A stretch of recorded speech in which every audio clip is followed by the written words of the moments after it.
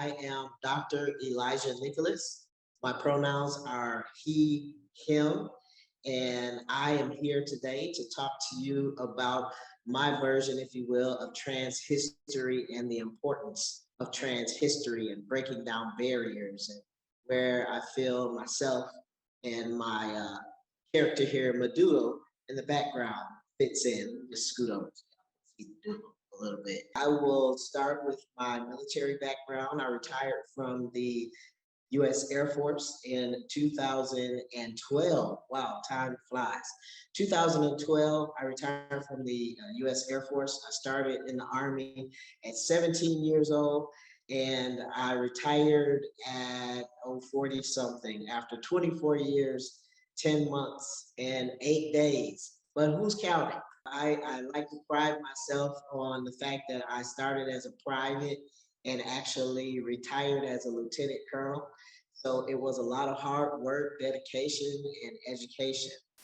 I was not, I did not identify as transgender. Actually, when I served in the military, I didn't quite understand what being transgender was, to be quite honest. That is a part of my history and the history that I think is important as we talk about trans. I lived the majority of my life as an out, well, closeted and then out lesbian. I was closeted the entire time that I served in the U.S. military. I served under the Don't Ask, Don't Tell policy. And so when I retired, I wrote a memoir called uh, Didn't Ask, Didn't Tell, The Life of a Gay Christian Soldier. And that was about my life serving in silence as a lesbian. And I have to say that as far as my history, I actually lived a lot of my life in silence, a lot of my life. When I grew up as a lesbian, I came out to my mother at 14, and then I came out to my mother again at 48. I came out as a lesbian, and then at 48, I came out as a transgender male. I believe that I knew I was trans when I was about 5 years old.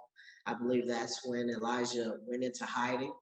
And it was because I now know of a lot of societal norms and some of the hostility that we see and experience in the world that we live in today. Those things were heightened, uh, you know, 45 years ago. I went into hiding and I lived my life knowing what I knew then as a lesbian. I grew up understanding what that term was. And so fast forward to after serving in the military in 2012, I'm a former pastor, pastoring at the time in 2014 to 17, and there came a point where I could no longer um, live in silence. For me personally, it was a matter of life or death, literally. And I chose life. I chose myself. And I came out at the time to my former wife now as trans. I came out to my mother and came out to my family. And it's been a journey, and that for me, that journey is a part of trans history, part of the importance of trans history and breaking down the barriers that exist for trans and non-binary individuals. And when I think about just the barriers that I personally have had to overcome, I would say the biggest barrier was overcoming myself because I was so consumed with what other people thought.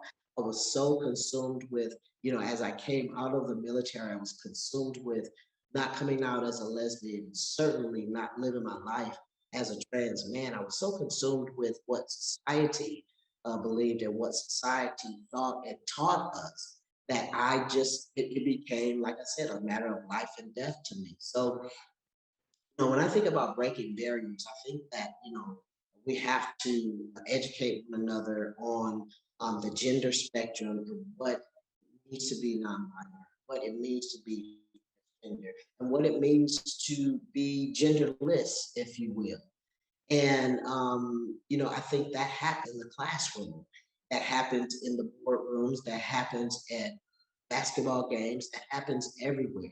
And so when we look at anti-trans laws, it's important that we have a welcoming and inclusive environment specifically in the United States. Legislation is so critically important. I will be glad when we get to a space where there's no more anti-trans or anything legislation that is presented, because it's important to understand also the context. The Mental Health Organization, the World Health Organization, all of these organizations that surround mental health have issued position statements that show that being transgender, being non-binary is not a mental health issue. It's part of the human existence. So one of the things that I was very concerned with from 2016 to 2020 was the trans ban in the military. As a veteran, it was important to me that trans individuals and non-binary individuals have the right to serve in the U.S. military, the right to go to the hospital, the right to have gender affirming care, gender affirming services. And so for me, that actually created my transition has actually created my purpose, solidified my purpose. And what I do, my work environment specifically, I'm a speaker, an actor, and an advocate, and also.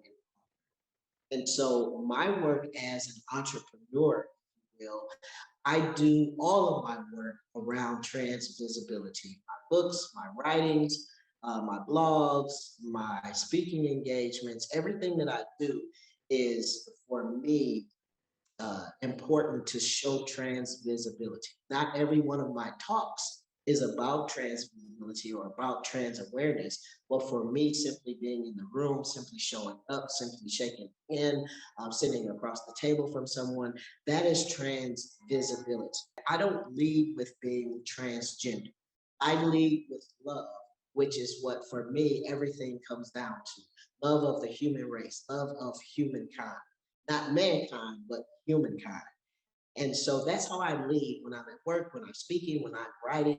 I make sure that I lead with love. And when it comes up that I am transgender, because I am an out trans man, when it comes up that I am transgender, some of those barriers are lessened or removed because, you know, I've led with love. I've had conversations, and sometimes it's important for us to reduce the pressure, the tension, if you will, of those societal norms that we've been trained around. One of the reasons that I do what I do, like I said, my living my truth has actually propelled my purpose.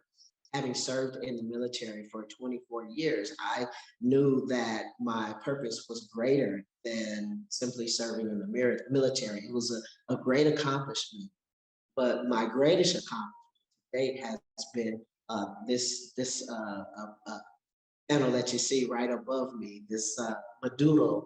This is my most recent book. It's called Madoodle New Kid. And this most recent book is, I've written two children's books, and this is two of two. And in this particular book, I introduce a non-binary character in the classroom specifically and on the playground. And I am helping children to be able to discuss how or to know how to embrace a person who doesn't identify on the binary construct. So that's what I do in the second book. And in my first book, it's a story about Madoodle. Again, I call Madoodle my love superhero. And in the first book, Madoodle is actually navigating the gender transition of her favorite auntie Mary, who has now become her, and she is really trying to maintain the loving relationship with her uncle. Wants to make sure that she talks her Uncle Pete right and she addresses him right and uses the right pronouns. And so, in a loving, comical way, I'm able to talk about pronoun usage with children and actually with adults in the book. And so, the reason that I do this work and the reason that I specifically wrote this children's book is because when I started, I didn't have the resource to talk to my nieces, nephews, my baby cousins. I'm a family guy. I absolutely love my family. And so I did what many people do. I went on the computer and I did a search for how to have a conversation. children about gender transition. And while there were some resources, the resources were limited in the context of there was no history, right? We're talking about history. There was no history that was written specifically from the perspective of African Americans. And so I created that resource. And I created that resource so that individuals who come after me, if you know, after 2 or 3 years from now, 5, 10 years from now, 100 years from now, this book will serve as a resource so that families can have discussions with children. The children will better understand how to welcome and embrace and how to get through the transition. In summary, when I look back and if I could tell my 13-year-old self anything, I would tell myself that I am okay. What I would really do is go back to my 5-year-old self and say, you are you are okay just as you are. I would affirm the little boy who was raising his hand and trying to speak up and trying to come out of this body that he was born in, that he didn't quite understand why or how or what at the time. And I want to say for me, and this is different on the spectrum depending on how people identify. For me as a trans man, I don't believe that I was born in the wrong body. I believe that I was born in the right perfect body, and I believe that I was born for a time such as this, as the Bible says. I was born in this body right now to have this trans experience, this human trans experience, so that I could write, I could participate, so that I could evolve my spirit and my consciousness. So I don't look at it as a mistake. I know that I am not a mistake. I know that I am made in love and I am made in light. And that's exactly what I would tell my 13-year-old self, that you're amazing, you're beautiful, you're loved, and you are light, and to just keep on moving and to not hide, to not go underneath a tree or something and hide behind something, because it's important that we have trans visibility and non-binary visibility from birth till death, that dash in between. We exist, we've always existed. Hopefully, we get to the point of telling the story and we don't have to have a need for resources like this, because it will be the norm for people to just exist and be loved and to be loved and to be included and to be affirmed, whatever they look like, whoever they sound like, whatever they choose to wear, whatever. And so that is my goal, to work myself out of a job. And I pray that I can do that while I am still on this earth. My biggest dream for the future is that we will have a transgender or non binary president of the United States before my life ends. That would just make me so happy. And not just to have the trans or non-binary person, that would be great.